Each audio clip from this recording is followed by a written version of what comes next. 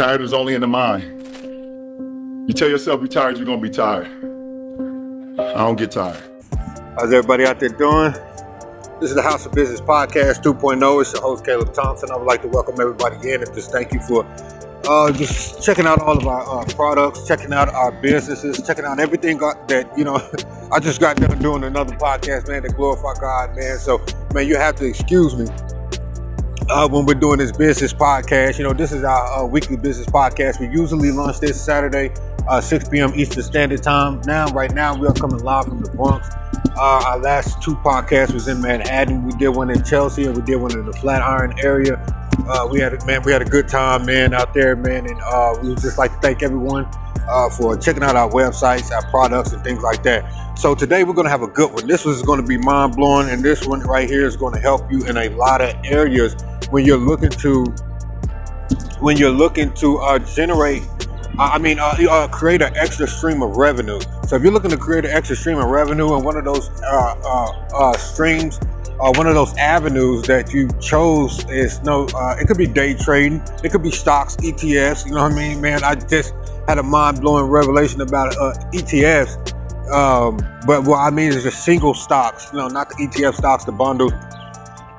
But we're going to talk about stocks today, and this is a strategy that I use on stocks. Now, there is some you have to have some ethics, some morals. Have some morals. You know what I mean? When you're using this strategy. So when you're using this strategy to invest, you have to have some morals, because you don't want to just make money off the backs of people's tragedies. But what I'm saying is that, it's just like a business. How does a business flourish? How does a company flourish? Is by solving problems. So, one way to understand the usefulness or the necessity of a business is what problems does it solve. You don't just get a business and say, you got a funnel cake business, but you're not taking the business to the fair. It's not solving any problem. It's not solving that funnel cake urge with melted Snickers and you know what I mean, and triple fudge ice cream that you know what I mean, in a bowl. You know what I mean, a funnel cake bowl. So but you have to take that specific business to a certain place or a certain target market so it can execute or so it can be useful. Each business can be useful, but you have to find a place where that business can be useful. Do you understand what I'm saying? If you just have a business out here, it could be useful, but without the right target market or the right trajectory or the right atmosphere or place, I don't care. You can take a business and the economy could be low in that area. Everybody in that area could be poor. But people need what you have. They will scrape up the money to get what you have, and then you can, and you will start to establish some kind of community brand awareness to the point where you can get involved with the community and take you a lot further, and you can bring up the economy in that area and establish good relationships with the community and the locals in that area, and they will come and get it. So I don't know how I got on that, but let me start this out right. This is the House of Business Podcast, the place where we give you the knowledge and tools to execute your dreams and visions. It's your host, Caleb Thompson. I would like to welcome everyone in. I thank everyone for coming out here. I think I said coming out here because I'm out here in the park. You can hear the sirens and things like that. So, like I said before, sometimes I record these podcasts on my daily walks or runs, or some place that's very therapeutic to me, where I can be able to express myself out in nature, or I may do it in the office, or I may do it, wherever God leads me to do these things, or feel like I have an opportunity to do it without being bothered. That's when I do it. Okay, the title of this podcast is called Disaster Driven Investing. Now, I told you before, don't judge me, but Disaster Driven Investing. Turning global crisis into strategic stock opportunities. Turning global crisis into strategic stock opportunities. So number one, like I said, we want to move forward. We want to talk about turning these global tragedies into stock opportunities. This is the method that I use when I'm dealing with stocks in the stock market. And it's very lucrative. It's very lucrative if you have a strategy on the way that you do this. Number one, Understand the disaster investment cycle. Now, I want you to know in the disaster investment cycle, there is a cycle. Now, the cycle is this. First, there's going to be the tragedy. Then there's going to be either a bidding for the contract, and then there's going to be the company working on the crisis or whatever happened, whether it's the construction company and insurance company, whether it's whatever it is, But there is a process to put stocks to get stocks in these certain companies, which you will have to strategically find these companies that's in these areas. we just picked up a stock in Korea because something just happened in that area. I believe it was an earthquake or something that just happened, and we picked one of the top construction companies that has a reoccurring. The data basically says that they have won contracts with the government multiple contracts over a period of 10 years.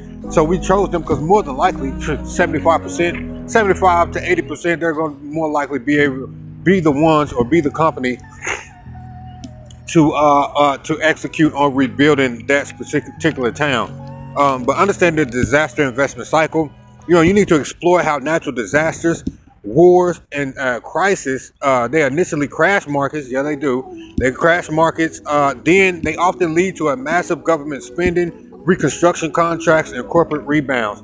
So that's exactly what I just said. So they usually they crash markets. Yeah, they crash markets. But then again, they often lead to massive government spending. So you know what I mean. So you have to pick those companies that the government is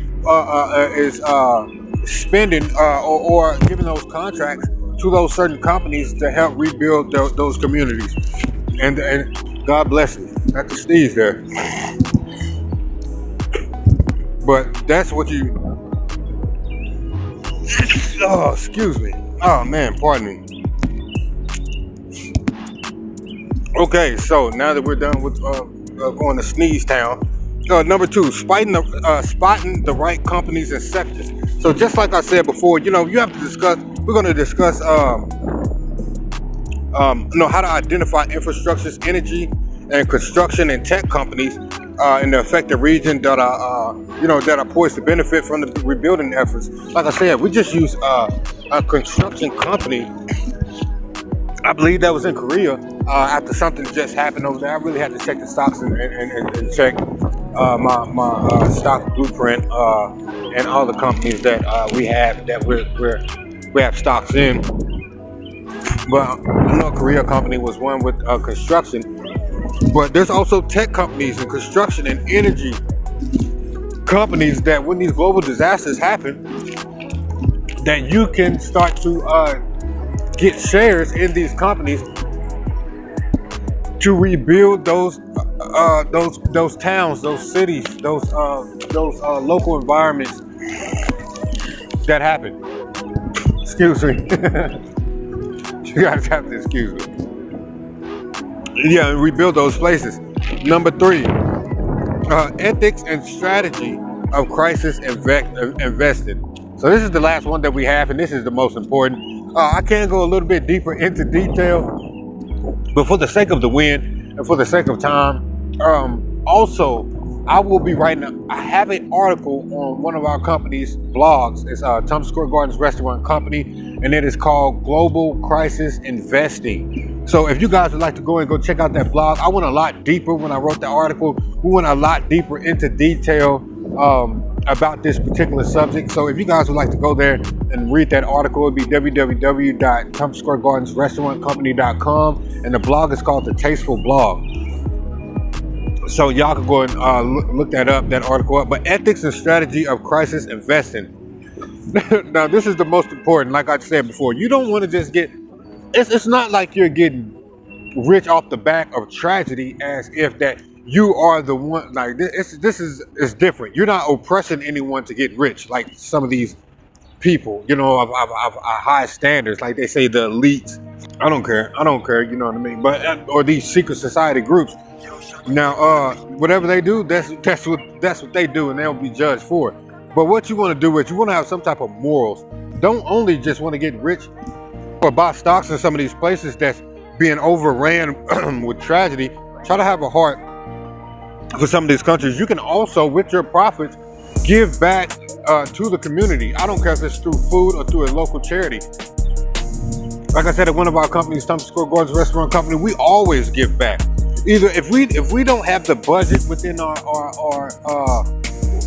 our charity budget, philanthropy budget, if we don't have the budget to give the way that we want to give, what we will do is we will highlight that charity that has really drawn our attention, that charity that's really doing great things in that area, or that's a beacon of hope in their community. And what we will do is we would advertise that charity so that other people, to bring them some type of awareness, and just say in another country or in another region. You know, I'll be in New York. We'll post that charity in a London group online, or one of our UK investor groups. We'll post that charity so that they can have awareness in other countries and have awareness also exactly where I live. So that's one thing we do, but have moral considerations when investing in crisis or a crisis situation. Also consider donating. So once again, it's the House of Business podcast. This is the title of today was Disaster Driven Investing, turning global crisis into strategic stock opportunities. And that's one strategy that I use, that I know for sure. But you have to watch the company, you have to watch the timeline, you have to be aware of who is awarded the contracts, and you have to get in when it's low and get out when it's high. And if you have any strategies or stock strategies that could be helpful to hear on the House of Business podcast, let us know. You can contact us at CEO Thompson at outlook.com. And just let me know about some of you guys' strategies, some of you guys' stock strategies that you guys use that could be helpful.